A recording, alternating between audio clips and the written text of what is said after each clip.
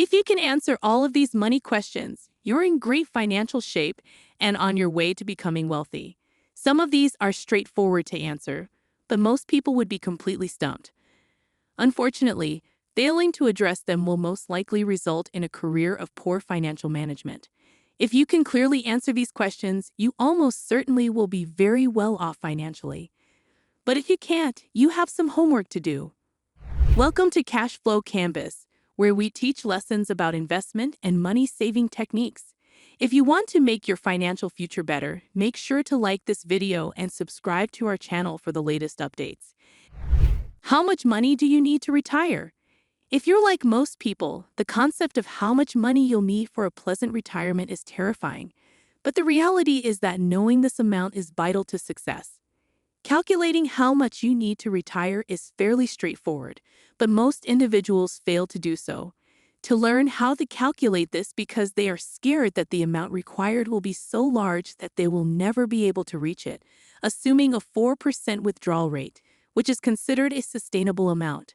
Simply multiply your estimated retirement income by 25 to get how much you require.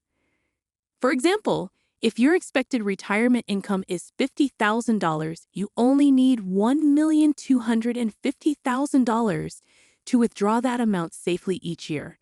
Thankfully, if you've done your research, you know that you don't need to personally set aside $1,250,000. If you invest wisely, the majority of that money will be returned to you. Those who can properly answer this question will be well on their road to a successful and comfortable retirement. What are the projected returns on your investment? Knowing what kinds of investment returns you might expect is key to understanding other concerns. If you can answer this question with certainty, it means you've done your research. The S&P 500 averages around 10% per year, with some years returning much more and some years returning much less. But it's typically viewed as a benchmark. The S&P 500 is a well-rounded option that provides market average returns. If you're risk-averse, with an average amount of volatility, your returns will suffer. On the other hand, if you're okay with taking on more risk, your returns could be higher than 10%. Regardless, you should have a general idea of what to expect because it will help you determine other numbers, such as how much money you need to save. To save, how much money do you need to invest each month? Everyone wants to be rich, but you need to know how much money you should be investing to get there. It's okay if you don't yet earn enough money or if your bills are too expensive. Invest the amount you determined you needed to. Now that you've established a figure, you can focus on the question of how to achieve that goal. For example, you should be able to state, I need to invest X amount each month to reach X amount by this time. Using a compound interest calculator and entering your existing savings, predicted investment returns, and schedule, you may determine how much cash you should have on hand. Most people couldn't tell you how much money they should have in their savings account, but you should be able to properly answer that question. How much should you save and why?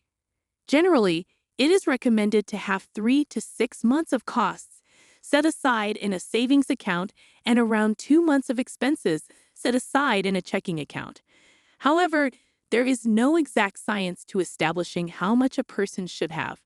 Those with variable income, such as those who work on commission, should have 3 to 6 months of expenses set away.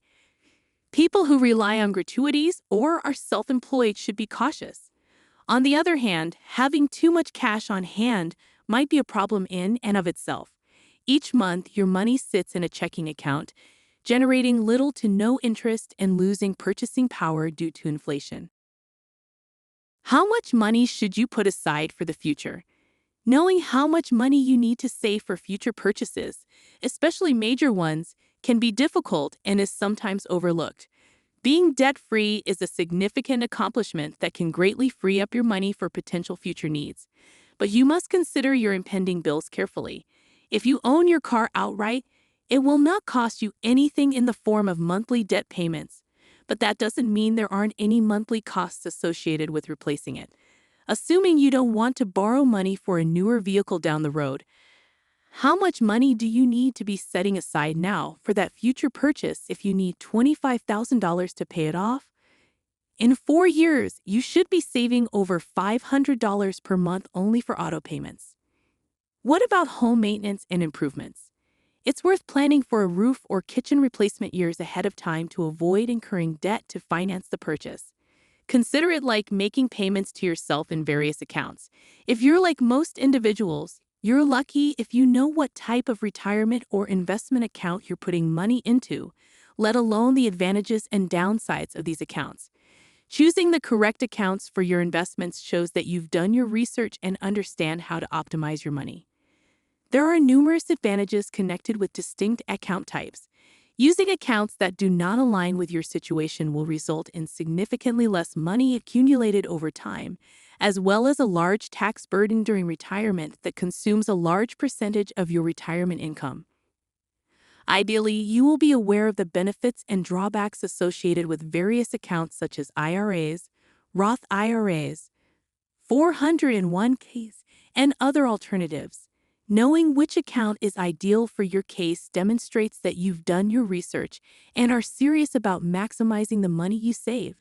If you can think of a few ways, a financially knowledgeable person is continuously looking for ways to keep their expenses down. You're usually good with money, so you should always be able to come up with a few strategies to cut your monthly expenses if necessary. Getting better pricing on things like insurance, refinancing your house to get a better interest rate, or restricting subscriptions does not necessarily imply sacrificing your lifestyle. You don't even employ other sorts of savings that could potentially impair your quality of life, such as moving into a less expensive home or apartment, taking in a roommate, selling your car, or eating every meal at home. You don't have to apply all of these money-saving tactics. The point is that you're always looking for methods to save money. How do you categorize your monthly spending? Your income is your most potent wealth-building instrument, but if you're not careful, it can easily be gobbled up by numerous significant expenses that tend to creep up on you. You should be aware of how much you spend in a typical month as well as how much you earn. That money is being divided up, and the most crucial one to pay attention to is housing, which is the main expense for almost everyone who pays a mortgage or rent. Letting this one expense go out of hand is pretty much guaranteed to financially ruin you, leaving little place in your budget for debt. It is prudent to pay down debt and invest. To understand how much of your budget will be spent on this, transportation is another significant budget line, followed by a variety of smaller expenses such as food, healthcare, and insurance. Know how much of your money is going to the tiniest expenses, such as subscription services, meals and drinks out, and aimless web purchases, which tend to add up over time. If you know exactly where your money is being spent, you're way ahead of most people who scratch their heads at the end of each month wondering why they have nothing left. If you know the answers to all of these questions, congratulations. There's a good chance you're doing extremely well when it comes to money. When it comes to money, you may not be precisely where you want to be yet, but you are on the right route. As we conclude, I'd like to thank you for watching. I hope you found value in this video and learned something new, and I look forward to seeing you in our future videos. I would deeply value it if you could like this video and subscribe to our channel. Your support will help us to create more valuable content, and we can work together to secure your financial future. What are the key takeaways from this video that you can share in the comment section?